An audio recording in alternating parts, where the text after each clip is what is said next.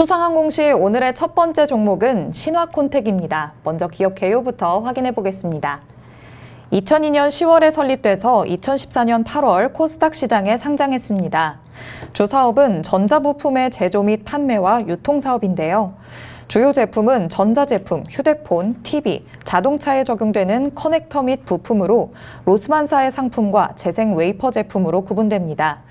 또 SSD 사업 및 차량용 하네스 사업을 신규 사업으로 추진 중입니다. 사업 부문은 커넥터 부문, 하네스 부문, 재생 웨이퍼 부문으로 구분되는데요. 베트남과 중국의 해외 현지 법인을 보유하고 있습니다. 커넥터는 전자제품 내에서 사용되는 서로 다른 기능을 가진 전자부품을 통합시키는 역할을 하는 부품입니다. 매출 포지션은 커넥터 부문 96.4%, 재생 웨이퍼 부문 3.6%로 구분됩니다. 최근 실적도 확인해 보겠습니다. 2021년 연결 기준 매출액 438억 원, 영업이익 21억 원, 당기순이익 31억 원을 기록했는데요. 매출액은 전년 동기 대비 1% 감소했고 영업이익은 247% 증가했으며 당기순이익을 기록하면서 흑자 전환했습니다. 회사 측은 전기 대비 비용의 감소와 관계기업의 실적 개선으로 손익이 증가했다고 밝혔습니다. 네, 이렇게 신화콘텍의 기업 개요 확인해 봤습니다. 대표님, 어떤 곳인가요? 네, 최근에 이슈가 좀 되고 있던 종목이었죠. 지금 이 USB 단자를 C타입으로 변경하는 국제 기준을 통일하겠다라는 이슈가 부각되면서 최근에 가격 제한폭까지 좀 상승했고 최근에 상승세가 좀 강했던 종목이죠. 신화콘텍입니다. 바로 어제였습니다. 회사 단일 판매 공급 계약의 해지 소식을 전해왔는데 내용 살펴보도록 하겠습니다. 판매 공급 계약의 해지 내용은요. SSD 제조 공급 용역입니다. 해지 금액은 최근 매출액 9.7%에 해당되는 43억 원 규모입니다. 계약 상대방은 주식회사 파두입니다. 계약 기간은 2020년 11월 5일부터 2022년 11월 4일인데 해지의 사유는요. 계약 상대방의 계약 해지 통보입니다. 투자 판단 사항 보도록 하겠습니다. 계약 상대방인 주식회사 파두로부터 우크라이나 전쟁 장기화, 코로나19의 확대 등으로 세계 경제활동 위축으로 인해서 2022년 10월 6일 계약 해지 통보를 받았습니다. 해지 금액은 54억 4,800만 원 중에서 기존의 공급이 완료된 11억을 차감한 해지 금액으로 43억 원이 해지되었다라고 좀 밝혔습니다. 최근 매출액은 2019년 연결 기준이다라고 좀 밝혔습니다. 상기 계약의 해지 일자는 계약 해지 공문을 접수한 일자다라고 밝히는 공시입니다. 네, 파두와의 공급 계약이 해지가 됐습니다. 이번 소식 때문인지 어제 주가는 큰 폭으로 빠졌었는데요. 공급 계약 해지가 신화콘텍의 매출에 많은 영향을 미치게 될까요? 아닙니다. 이게 비율상에서 9.7%인데 지금 2020년부터 2022년 2년간 걸쳐서 나눈다. 그럼 우리 간단하게 43억 반으로 나면 얼마죠? 연간 20억 정도 추가 매출 들어온다라고 우리가 계산을 해본다면 이게 영향이 그렇게 큰 문제였나. 그런데 중요한 점은 주식회사 파두 관련주로 한번 이슈가 되면서 주가가 급등했었어요. 파두는 지금 대표적인 한국의 이 반도체 설계기업 팹리스 업체입니다. 지금 IPO를 좀 준비하고 있는 회사인데 이 회사의 성장성에 많은 기업들이 좀 주목을 해주면서 신화콘텍도 관련돼서 사업 시너지가 좀 있지 않을까라는 어떤 기대감이 수반됐는데 이게 지금 계약 상대방의 계약 해지 통보가 특정한 어떤 이슈가 맞았는지. 그런데 코로나 지금 끝난 지가 언젠데 2020년도 계약을 2022년 계약이 11월 4일 날 임박하고 난 한 달 전에 해지 통보를 한다. 이건 좀 잘못된 것이죠. 네. 11억 원의 공급은 있었지만 나머지 부분에 대해 저는 좀 다소 안타까운 게 그렇다면 해지 통보하면 끝이냐. 발주를 내놓고 해지 통보하면 끝이냐고요. 그럼 대금에 대해서 일부 손해배상 청구를 해서 받겠다 이런 내용들은 없습니다. 그냥 11억 납품하고 나머지는 퉁치는 건가? 그럼 이걸 믿고 투자하는 사람들은 뭐가 되는 거죠? 이런 부분들에 대한 후속 코멘트가 좀 다소 아쉬운 공시가 아닌가 판단을 해봤습니다. 네, 매출 증가 요인이 사라졌다라는 관점보다는 그래도 파두가 팹리스 업체로서 성장성이 굉장히 기대가 되는 업체이기 때문에 이와의 시너지를 기대했던 부분에서 주가가 올랐었다가 다시금 빠진 모습이다라고 보시면 될 것 같습니다. 그리고 신화콘텍은 유럽이 이제 모든 충전 규격을 USB-C 타입으로 통일하는 내용의 법안을 통과시키면서 주목을 받았습니다. 이 USB 커넥터 분야에서는 국내 1위 업체라고요. 네, 지금 시장에서 알려진 바로는 좀 1위 업체다라고 좀 발표가 됐는데 반기부서부터 보도록 하겠습니다. 회사 최근에 사업 이러한 기사가 나왔어요. USB-C 타입 관련해서 뭐 국내 1위의 시장 점유율을 보유하고 있고 독보적인 기술력을 갖고 있다라고 언론에 도배가 되어 있습니다. 그럼 우리가 그렇구나 주식을 삽니까? 그렇게 해서는 안 된다는 것이죠. 이런 기사가 있으면 어떻게 되는 거죠? 찾아봐야죠. 어떤 것을요? 공시를 찾아봐야 되는데 사업의 내용에 2번과 항상 4번 강조드렸습니다. 2번 내용을 보면 이 회사의 현재 사업 관련된 주요 제품에 관련된 내용들이 좀 기재가 되어 있는데 여기서는 회사는 커넥터 부분 그리고 하네스 부분, SSD 부분, 재생 웨이퍼 부분의 4가지 사업 부분으로 구분이 되어 있다. 매출액은 지금 전반적으로는 전자 및 자동차 부품 관련돼서 올해 반기죠. 325억 원 그리고 재생 웨이퍼, 내부 거래 조정 이렇게 좀 구분이 좀 됐는데 자세하게 4번도 이어서 보도록 하죠. 커넥터 사업 부분입니다. 전체 매출 포지션 110억 원 반기 기준이에요. 1월부터 6월까지 누계 기준이 커넥터 휴대폰 비중이 45.7%, 디스플레이가 27.4%. 지금 전반적으로 자동차 임가공 기타 부분 좀 제외하면 휴대폰과 디스플레이 차지 비율이 지금 한 70%대로 좀 추정되고 있다. 대다수 회사의 매출 70% 이상은 휴대폰과 디스플레이에 들어가는 커넥터 사업에 집중되고 있다. 매출액의 연간 증감 비율을 좀 보면 휴대폰 비율이 2020년도에 대비해서 114억 대비 163억으로 증가되고 있다. 점진적인 실적이 좀 증가되고 있는데 이건 연간 실적입니다. 그런데 2022년 반기 실적이 이미 110억이다. 그렇다면 올해 하반기에 상반기 실적만큼은 실적 유지를 좀 해준다면 지난해보다 웃도는 매출액을 기록한다라고 우리가 유추해서 되고 있는 상황입니다. 지역별의 매출 현황은요, 국내와 중국, 베트남으로 좀 구분되고 있는데 지금 전체적인 실적 부분이 하단 내용을 보죠. 내수 부분, 수출 부분은 49억 원, 내수가 61억 원, 전체 110억 원의 매출을 구성하고 있고 디스플레이는 수출 16억, 내수 49억을 좀 기록하고 있는 만큼 이 회사의 커넥터 매출은 상당수 내수 부분에 집중되고 있다. 수출 비중이 한 50억 원 정도니까 한 50% 정도, 45% 정도는 수출량으로 집중되고 있다. 그렇기 때문에 우리가 유추 해석을 해본다면 전반적인 C타입으로서의 규격이 모두가 통일되고 우리나라도 통일되고 미국과 유럽 기준이 통일이 된다면 전 세계적으로는 이 규격이 같이 통일될 가능성이 좀 커지죠. 네. 글로벌 업체들이 이 규격을 C타입에 맞춰서 하면 당연히 이 공급 체계 하에서 C타입으로 다 변화가 되는 생산 방식을 좀 취하기 때문에 애플의 입장에서는 이 커넥터의 변경을 2024년도까지 완료를 해야 되는 이슈가 있고요. 우리나라는 지금 C타입 이 커넥터를 좀 현재 쓰고 있기 때문에 수혜로 좀 작용될 수 있는 요인은 맞다. 신화컨텍의 경우에는 지금 이 USB에 관련된 이 휴대폰, C타입 휴대폰, 우리가 앞에 말하면 이 칩이라고 합니다. 이걸 커넥터라고 불리는데 이 커넥터 칩을 만들고 있는 회사가 바로 신화컨텍이다. 이 점을 참고하셨으면 좋겠습니다. 네, 이렇게 언론에서 사업 내용 관련 기사가 쏟아져 나올 때 그 언론 보도만 믿지 마시고요. 항상 강조를 드렸던 정기 보고서의 2번과 4번 이럴 때 꼭 확인을 하셔야 합니다. 확인을 하셨다시피 수출과 내수의 비중이 그래도 어느 쪽으로도 확 치우치지 않은 상황입니다. 그렇기 때문에 USB-C 타입으로 다 변경이 된다면 두루두루 수혜를 입지 않을까라는 생각이 드는데요. 상반기만큼 매출이 하반기에도 나온다면 그래도 전년 대비해서 매출 성장을 이룰 수도 있지 않을까라고 예측을 해주고 계십니다. 그리고 이제 지난 방송에서도 한번 다뤘던 내용이 나옵니다. 교환사채 저희가 한번 얘기를 나눠봤었는데요. 신화콘텍이 지난 6월에 이 교환사채를 발행을 해서 자금을 확보를 했습니다. 교환사채로 기업과 투자자가 모두가 윈윈할 수 있다고 하죠. 네, 교환사채 우리가 뭐 다시 한번 좀 설명을 드리면 너무 쉽게 제가 좀 설명을 좀 드렸기 때문에 한 번 더 리뷰를 좀 해드릴게요. 교환에서 발행한 사채다. 뭘 어떤 교환 대상 목적물이 있어야 되는데 교환의 대상 목적물이 뭐냐? 주식이죠. 주식을 교환하는 사채 발행 혈태를 교환 사채라고 하는데 회사가 보유하고 있는 자기주식, 회사의 자사주나 회사가 보유하고 있는 제3의 상장 주식을 교환해 주는 거예요.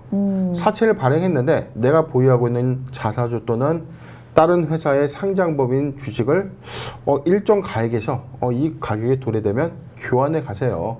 대신 우리 투자 좀 해주세요 라고 하는 게 바로 교환사채입니다. 6월 20일자 공시를 보면 회사는 66억 원의 제1회차 무기명식 이권부 무보증 사모 교환사채 발행을 결정했습니다. 이 자금은요 50억 원은 시설자금으로 사용되고 나머지 16억 원은 운영자금에 사용되겠다라고 밝혔는데 사채 이자는 모두 제로입니다. 즉 이자를 지급하지 않고 우리 자사주 앞으로 좋아질 건데 지금 여기 우리가 이 자사주 교환해 드릴 테니까 사채 좀 찍어주세요. 사채 납입된데 사채권자 입장에서는 그래 그렇다면 신화콘텍이 향후에 주가가 올라가면은 주식으로 바꾸든지 아니면 상환해서 원금 찾아가면 그만이네. 물론 이자를 더 주면 좋겠지만 회사의 성장성에 그래도 나름 판단하지 않았나. 지금 교환가액은 7,041원입니다. 오늘 종가 보면 지금 4,775원이기 때문에 교환의 메리트는 전혀 없어요. 그렇지만 회사는 뭘 얻게 됐죠? 교환 대상 주식수를 제공해 줌으로써 교환의 대상 목적물을 줌으로써 일단 안정적인 자금을 확보를 했는데 전환에 관련된 이슈, 교환에 관련된 이슈에 관련돼서 7,041원 이상이 되어야만 사채권자는 실차익을 볼 수 있는데 지금 교환 청구 기한이 이미 7월 22일이라는 것은 언제든지 교환이 가능한 시점에 돌입됐다. 2027년 5월까지 교환할 수 있는 비율이기 때문에 아직 시간은 충분합니다. 원금이 보장되는 조건 하에서는 언제든 신화콘텍의 장기적 상승세가 이뤄진다면 사채권자는 주식으로 교환 행사를 통해서 차익을 얻게 되는 공시인데 하단의 내용도 보도록 하죠. 옵션 관련된 사항 하에서 지금 내용을 보면 시가 하락에 의한 조정 이슈가 좀 있나 좀 보고 있는데 지금 교환가액의 결정 방법이 있고요. 교환에 관련된 사항들이 좀 있는데 자, 이 내용 안에서는 옵션에 관련된 사항 지금 교환가액을 좀 조정하는 이슈는 좀 없는 것 같아요. 제가 좀 찾아보니까 교환가액을 조정하지 않는 즉 회사에 아주 유리한 형태의 사채를 발행했다. 즉 관건은 채권자는 앞으로 신화콘텍이 주가가 7,000원 이상에서 형성되어 준다면 차익을 얻게 되는 것이고요. 만약에 이에 대한 어떤 가능성이 좀 미미하겠다라고 판단되면 원금을 상환해 나가는 방식이기 때문에 회사와 채권자 모두 윈윈하는 것이 아닌가 판단을 해봤습니다. 그런데 말씀을 하신 것처럼 만약에 7,000원을 이제 웃도는 주가가 형성이 됐을 때 교환을 해서 주식을 대거 물량을 내놓게 된다면 어떻게 되는 건가요? 그렇죠. 이 단기 희석 가치는 불가피하죠. 왜냐하면 지금 물량을 보면 전체 주식의 수를 잠깐 보도록 할게요. 자, 여기 수량이 나와 있죠. 94만 4,422주 9,444만 422주인데 지금 현재 발행 주식 전체 총수를 보면 1,000만 주예요. 1,000만 주에 지금 10%가 100만 주라고 좀 차지해 보면 일단 제가 봤을 때 9%대죠. 자, 다시 공시해 보도록 하겠습니다. 지금 94만 주 한 9.4%, 9%대 시장 물량이 단기의 유통이 만약에 된다면 주가 가치의 희석은 좀 불가피한데 일단 회사는 확보된 자금을 신규 시설 투자와 그리고 운영 자금으로 활용하겠다. 저는 오히려 7,000원에 대한 어떤 교환가액에 대한 믿음이 확실하다면 현재 주가가 4,000원대니까 기대감을 수반할 수는 있다. 근데 만약에 이렇게 보면 돼요. 교환가액이 7,040원이기 때문에 주가 뭐 만원, 12,000원 형성된다고 했을 때는 교환사채의 물량이 청구되는 시점. 자, 이 부분에 대해서는 우리가 리스크 관점으로 좀 대응하는 게 맞다라고 참고하시면 좋을 것 같습니다. 네, 총 주식수에 비했을 때 한 9% 정도의 비중을 차지하는 물량이 나오게 된다면 그 시점에는 그래도 주가 가치 희석은 불가피할 것 같습니다. 하지만 지금 확보한 자금으로 여러 가지 시설 확충 등의 뭔가 개발을 해 나가는 상황이기 때문에요. 그때까지는 조금 더 탄탄한 입지를 지니면서 어느 정도는 대응을 할 수 있지 않을까라는 생각을 해보도록 하겠습니다. 자, 그럼 우리 투자자분들은 어떤 투자 전략을 세우는 게 좋을까요? 있을까요? 네, 최근에 이슈가 좀 있었기 때문에 지금 C타입 관련된 규격 이슈, 단기 모멘텀으로 좀 부각되면서 기대감을 수반한 것은 맞습니다. 그런데 주의해야 될 점이 있죠. 기대감을 갖는 것은 좋아요. 국내 1위의 C타입 커넥터 제조회사 신화콘텍, 이 기술력에 대한 이견은 없습니다. 그런데 연간 실적을 좀 보면 지금 우리가 2분기 실적 잠깐 보도록 할게요. 2분기 실적이 누계 기준 242억 원. 전년 동기 대비 큰 폭의 성장성이라고 보기는 어렵죠. 영업이익은 16억을 기록하고 있고 반기순이익 17억. 전년 동기와 소폭 증가됐거나 거의 비슷한 수치의 흐름을 보이고 있다. 그런데 C타입의 규격 통일에 따라서 신화콘텍이 대규모 수주로 이어질 것인가? 이 부분에 대한 퀘스천 마크는 있죠. 만약에 기대감을 수반하는 것은 좋습니다. 기대감 수반 이후에 주가가 유지하거나 추가적인 상승을 이끌려면 이 근거를 뒷받침해 줄 수 있는 실적이 따라와 줘야 되는데 신화콘텍은 기대감만 일단 올라가는 거예요.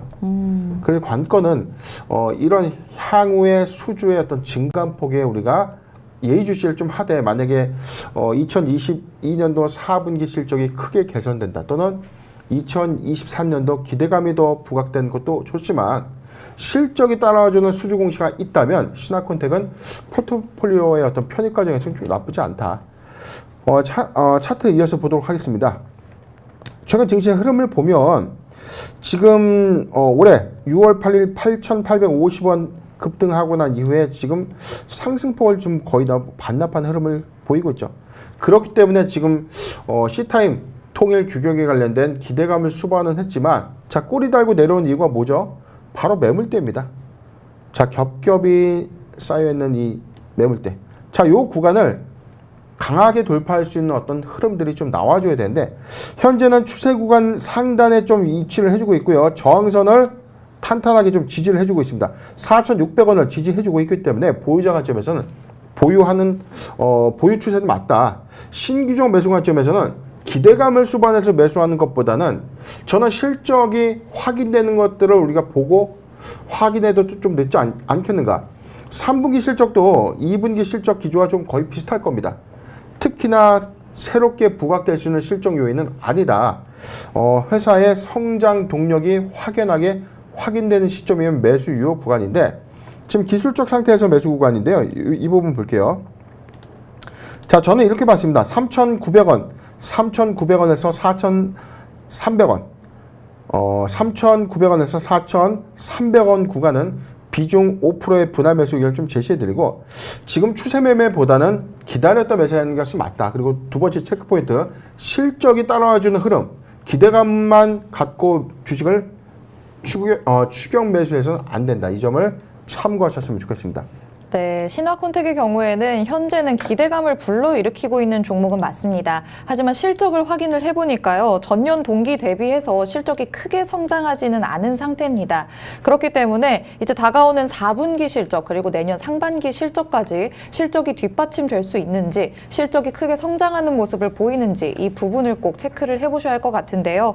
우선 보유자 관점에서는 4,600원을 이탈하지 않고 있는 상황이기 때문에 이런 상황에서는 계속해서 보유를 하는 게 좋겠다라는 의견을 주셨고요. 신규 매수적 관점에서는 우선 두 가지 영역에서 말씀을 해주셨습니다.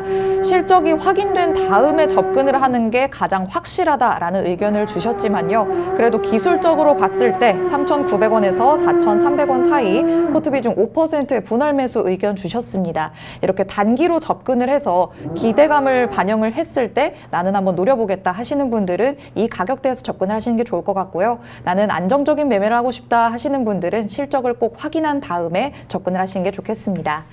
이렇게 첫 번째 종목이었던 신화콘텍에 대해서 살펴봤습니다. 이어서 살펴볼 수상한 공시 오늘의 두 번째 종목은 바이넥스입니다. 먼저 기업 개요부터 확인해 보겠습니다. 1957년 12월에 설립돼서 2001년 7월 코스닥 시장에 상장했는데요. 순천당 제약사로 설립된 후 2000년 4월에 현재의 상호로 변경했습니다. 주 사업은 케미컬 의약품 제조 및 판매와 의약품 위탁 개발 생산 사업으로 주요 제품은 바이오 의약품 원재 및 완제의 위탁 생산과 케미컬 의약품으로 하일렌과 비스카넨으로 구분됩니다. 동사는 국제 기준인 CGMP 및 EU GMP에 해당되는 총 3개의 시설을 보유하고 있으며 케미컬 의약품은 부산 공장, 바이오 의약품은 송도 공장과 오송 공장에서 생산하고 있습니다. 바이오 의약품은 원재 의약품 및 완제 의약품 두 가지 형태로 구분되고요. 원재 의약품은 송도 공장 및 오송 공장에서, 완제 의약품은 송도 공장에서 생산하고 있습니다. 최근 실적 살펴보겠습니다. 2021년 연결 기준 매출액 1,343억 원, 영업이익 131억 원, 당기순이익 190억 원을 기록했는데요. 매출액은 전년 동기 대비 1% 증가했고 영업이익은 18.7% 감소했으며 당기순이익은 199.7% 증가했습니다. 회사 측은 의약품 사업부는 코로나19 등의 대외적 영향으로 영업 환경이 악화돼 매출 및 이익이 감소했고 바이오 사업부는 CDMO 신규 계약 체결로 매출액 및 영업이익이 증가했으며 당기순이익은 파생상품 평가이익의 반영으로 손익이 증가했다고 밝혔습니다. 네, 이렇게 바이넥스의 기업 개요 확인해 보셨습니다. 대표님 어떤 곳인가요? 네, 바로 어제였습니다. 지금 잠시 좀 소음이 좀 심해가지고 좀 양해 말씀 좀 부탁드리고요. 지금 스튜디오 외부 공사가 좀 있는 것 같아요. 그래서 오늘 일단 좀 빨리 좀 집중을 좀 해보도록 하겠습니다. 바로 어제였습니다. 지금 공식 좀 보도록 하죠. 바로 어제였습니다. 회사 전환사채 발행 후 만기 전 사채 취득 공시를 했는데 내용을 살펴보겠습니다. 전환사채 발행 후 만기 전 사채 취득은 뭐냐면 회사가 사채를 발행했는데 만기 이전에 채권자로부터 상환 요구가 있었다. 전체 금액은 25억 원 규모입니다. 제5회차 3호 전환사채입니다. 내용 보도록 하죠. 만기 전 취득 사유와 향후 처리 방법은 사채권자의 조기상환 청구가 있었고 장외 매수 형태로 취득했다. 상기 취득일자는 사채 취득금액 지급일이고 상기 사채 취득금액과 취득금액은 원금과 이자를 포함한 금액이다. 이자는 무이자였다. 라고 좀 밝혔습니다.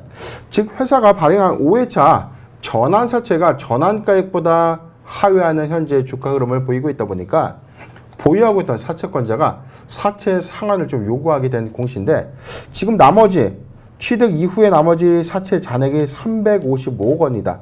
355억 원의 사채 잔액이 좀 남아있다는 것은 향후에도 이 전환가액에 대한 어떤 메리트가 없다면 사채권자는 언제든지 주식으로 사채를 상환할 수 있다라고 확인되는 공시입니다. 네, 바이넥스가 발행한 전환사채를 만기 전에 취득한다라는 공시를 내놨습니다. 이렇게 기간이 다 되기 전에 취득하게 되는 건 어떤 경우인 건가요? 통상적으로는 뭐 그렇죠. 만약에 전환가액 좀 내용을 좀 보도록 할까요? 지금 상황을 보면 이게 좋은 건가 나쁜 것인가 최근 전환가액을 좀 보도록 하겠습니다. 회사는 5회차 22,508원에서 21,665원. 다시 한번 보도록 할게요. 이렇게 공시가 좀 나와 있을 때 만기 전 사채 취득 공시가 쭉 나와 있어요. 그러면 포인트만 보면 돼요. 너무나 많은 내용들을 보면 어려워요. 5회차 3호 전환사채가 25억 상환 요구가 좀 들어왔구나. 그래서 회사가 상환해 줬다는 공시구나.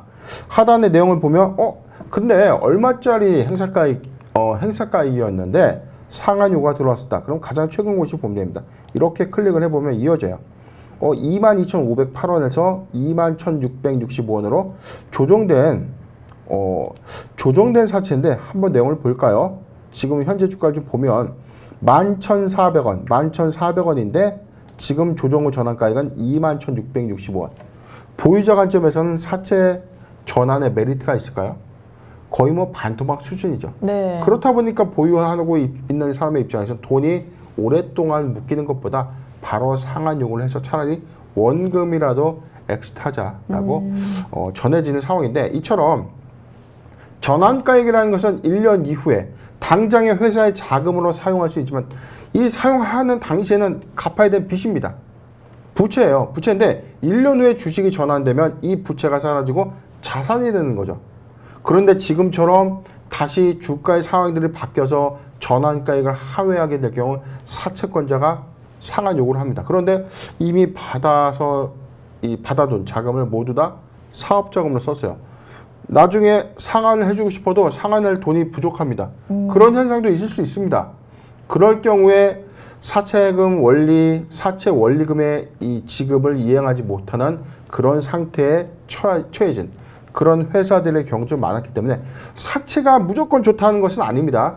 사채는 회사의 숨통을 틔거나 회사가 자금을 조달했을 때 아주 용이한 자금이 맞는데 이게 주식으로 전환된 요건에 대해서는 주가 가치를 희석시키는, 주주의 입장에서는 다소 불리하지만 회사의 입장에서는 1년 이후가 더 중요하다. 이 점을 참고하셨으면 좋겠습니다. 네, 저희가 기업 개요에서 말씀을 드렸듯이 바이넥스는 바이오 의약품의 위탁 개발 생산을 영위를 하고 있는 업체입니다. 지난해에는 코로나19 백신이 생산이 중단이 되면서 사업 진행에 약간은 차질이 생겼다라고 할 수도 있겠죠. 그렇죠. 지난해 3월 이슈가 있었습니다. 제가 공시를 좀 봤는데, 자, 이 공시죠. 2021년도 자 3월이었습니다. 내용 보도록 하겠습니다. 기타 경영사항입니다. 바이넥스 6개 품목의 잠정 제조, 판매 중지 및 회수 조치입니다. 식약처로부터 회사의 6개 의약품에 대해서 잠정 제조와 판매 중지 및 회수 조치가 있었는데, 바로 이 의약품의 원료를 조작했다. 함량을 좀 적게 넣거나 레시피를 레시피대로 안 했다는 겁니다. 그래서 식약처의 이 감사 결과 적발이 돼가지고 6개 품목에 대해서 의약품 만들지 마세요. 이미 나간 것도 다 전량 회수하세요. 라고 처분을 좀 받았는데, 이에 따라서 2019년도 대비해서 2.09포인트, 그리고 2020년도에 대비해서는 1.8%에 해당되는 매출액이 감소되는 상황에 처해지게 됐고, 또 하나 악재가 있었습니다. 바이넥스는 러시아 스푸트니크 백신 컨소시엄에 편입되면서 러시아 백신을 위탁 생산한다는 어떤 기대감도 반영이 되었는데, 러시아와 우크라이나의 어떤 전쟁 사태, 그리고 러시아 제재 사태로 인해서 최종적으로는 이 컨소시엄을 전격 탈퇴한 상태입니다. 주가는 기대감만 갖고 올랐는데 지금은 상승폭을 다 반납했다. 바이넥스 제가 굉장히 좋아했던 종목이고, 제가 굉장히 이 종목에 대해서는 미래 전망성에 대해서 부각시킨 바가 있어요. 그런데 뜬금없이 러시아 백신을 개발한다. 전 이때부터 제가 사실은 바이넥스는 들여다보지 않았습니다. 그 전까지만 하더라도 바이넥스의 CDMO의 위탁 생산의 캐파에 대해서 우리가 주목해 볼 필요가 있다. 제가 말씀드렸던 부분은 글로벌 제약사의 백신 위탁 생산 부분을 의미했던 건데, 러시아 백신을 하겠대요.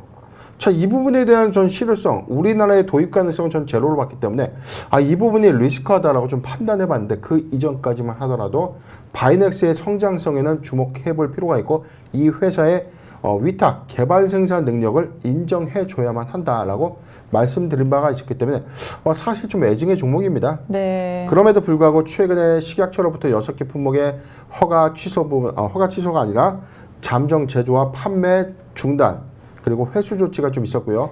러시아 백신의 이 스푸트니크 백신의 이 컨소시엄에도 이 탈퇴를 하면서 성장 동력을 좀 잃었다는 그런 평가 좀 있지만, 그럼에도 불구하고 이 회사의 이 캐파, 이 공장의 가동 캐파에는 그래도 주목해 볼 필요가 있다. 이 점을 참고하셨으면 좋겠습니다. 네, 안타깝게도 대표님의 관심 종목 리스트에서 삭제가 되어버린 바이넥스입니다.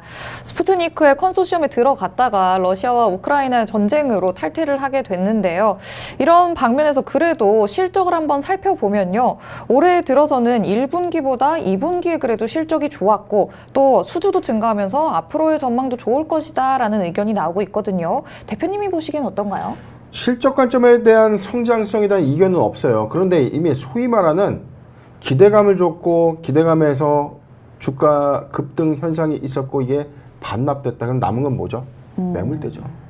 이 매물대를 강하게 뛰어넘을 수 있는 그 무언가가 필요한데, 그 무언가는 이 회사가 앞으로 더 잘 될 것이다라는 믿음, 잘 될 수 있다는 성적표, 이 부분을 수반해야만 전고점을 넘어갈 수 있다. 차트 잠깐 보면 회사 기대감만 수반했다가 지금 주가의 어떤 흐름들은 2020년도 8월 39,400원대까지 급등을 했었습니다. 자, 위탁 생산 기대감이 부각됐다가 러시아 백신 기대감 또 부각됐죠. 그리고 난 이후에 어떻게 됐습니까? 주가는 지속적으로 하방 추세의 흐름을 보이고 있다. 그런데 회사가 여기서 더 얼마만큼 나빠질 수 있는 요인이 있을까라는 의구심이 들 수 있는 구간까지 내려놓았다. 2분기 실적 보고서 이어서 보도록 하겠습니다. 반기 보고서 내용을 보면, 자, 이 회사 2번부터 보도록 하겠습니다. 회사 바이오 사업 부분과 이 의약품, 그리고 의약품의 판매 사업 부분인데, 전체 매출 포지션, 이 내용은 비율 부분이니까 나중에 시간 되면 한번 살펴보시면 좀 좋을 것 같고요. 전체 사업 부분을 보면 수출 부분이 139억 원, 내수가 616억, 전체 756억 원의 매출을 좀 기록했습니다. 2020년도, 2021년도 대비해서는 거의 매출액의 흐름이 좀 비슷했는데 올해 반기에서 동일한 매출액을 기록한다면 전년 동기보다 더 늘어날 것인가, 확연하게 늘어나는 매출의 흐름은 아니다. 물론 6개 품목의 판매 정지 사태로 인해서 부분적인 매출액의 감소 요인은 좀 있었지만 그 영향은 좀 많이 미비할 만큼 회사는 2분기에 나름대로 좀 선방했다 하다는 내용도 보도록 하겠습니다. 회사 매출액은 756억을 기록하면서 전년 동기 지난해 2분기 대비 매출액은 성장했고요. 영업이익 107억을 기록하면서 영업이익의 폭은 큰 폭의 증가세를 좀 보여주고 있습니다. 당기순이익 73억을 좀 기록했는데 이 부분은 우리가 영업손익에 관련된 지표를 좀 보는 것은 장사를 얼마나 잘했나, 장사의 수익성 관점에서는 얼마만큼 많은 이윤을 남겼는가 관점에서 이번 반기의 영업이익 폭은 지난해에 비해서 큰 폭의 성장세를 이뤘다고 판단해 봅니다. 네, 주가의 흐름을 살펴보시면요. 현재는 기대감으로 올라갔다가 그 이후로는 지속적인 하락 추세를 이어오고 있는 상황입니다. 그래도 사업 보고서를 확인을 해봤을 때 그래도 실적은 양호한 편이기는 합니다. 그렇기 때문에 앞으로 계속해서 매물대를 강하게 돌파할 수 있는 새로운 사업 동력이 꼭 필요할 것 같은데요. 그럼 우리 투자자분들은 어떤 기대감을 안고 사업 전략을 좀 추구를 해보는 게 좋을까요? 네, 2분기까지, 3분기까지의 성장세, 저희 전체적으로 한 20%대 성장세는 유지가 좀 되고 있다. 이 회사는 지금 러시아 백신 이슈 그리고 이후에 식약처로부터 판매 중단 이슈가 좀 있었긴 했지만 향후적인 관점에서 이 회사가 보유하고 있는 바이오 생산 능력 그리고 화학 의약품의 생산 능력을 우리가 고려해 봤을 때는 지금보다 성장성에는 좀 주목해 볼 필요가 있다. 가치가 훼손된 것은 맞습니다. 기대감을 쏟아내고 그 이후에 촘촘한 매물대가 쌓여 있기 때문에 아직은 조정이 좀 더 필요할 수 있는 구간은 맞지만 저는 중장기 관점에서의 바이넥스의 성장성에는 이견은 없다. 지금 회사 최근에 이 셀트리온으로부터 CDMO 위탁 생산 관련된 이 수주 계약을 좀 따낸 바가 있고요. 지금 글로벌 제약사로부터 이 위탁 생산 이 수주가 증가가 된다면, 즉 수주 잔고가 지속적으로 좀 증가된다면 회사의 외형 가치는 달라질 수 있다. 부산 공장이죠. 부산 사업장도 사실상 이제 가동이 좀 본격화 된다면 의약품의 이 캐파는 생산 캐파는 증가될 수 있고 이에 따라서 수주를 수반하게 된다면 저는 바이넥스가 2022년도보다는 내년이 좀 더 기대가 되고 있다. 이 점을 참고했으면 좋겠습니다. 차트 보도록 하면 지금 연고 대비해서는 지금 지속적인 하락의 폭이 좀 더 컸고 지금 관건은 매물대예요. 매물대를 얼마만큼 촘촘하게 너무나 이게 겹겹이 쌓여진 매물대. 자, 이렇게죠. 자, 매물 구간입니다. 자, 이런 매물 구간을 강하게 돌파할 수 있는 그림이 필요한데 지금은 실적 수반이 관건이다. 추세 구간 하에서도 지금 바닥을 이탈했어요. 11,500원대를 이탈했기 때문에 여기서 바닥권이니까 사면 좋습니까? 아직은 바닥이 확인된 것은 아니다. 이 관점 때문에 제가 말씀 좀 드렸고 지금 최근 바닥권 구간을 지지 구간을 본다면 1,500원에서 11,500원, 1,500원에서 11,500원 구간은 비중 5%의 분할 매수 의견을 좀 제시해 드리는데 아직은 적극적 매수 관점은 아니다. 이 점도 고려하셨으면 좋겠습니다. 네, 아직까지도 조금 더 조정이 필요한 것 같다라고 말씀을 하십니다. 중장기 관점에서는 그래도 성장성이 있는 거는 맞다라고 하시는데요. 아직까지 매물대를 돌파할 수 있을 만한 새로운 성장 동력이 나타나지 않은 상황이니만큼 적극적인 매수는 자제를 하는 게 좋겠다라고 말씀을 해주셨습니다. 그래도 단기적인 관점에서 매수를 노려보겠다라고 하시는 분들은요. 1,500원에서 11,500원 사이 포트 비중 5%의 분할 매수 의견 주셨습니다. 여러 가지로 다방면으로 좀 고려를 해서 정말 신중하게 투자를 하셨으면 좋겠습니다. 이렇게 두 번째 종목이었던 바이넥스까지 만나봤습니다. 오늘 신화콘텍과 바이넥스 두 가지 종목에 대해서 살펴봤는데요. 대표님이 말씀해주신 포인트들이 여러분이 전략 세우시는 데 많은 도움이 됐으면 좋겠습니다.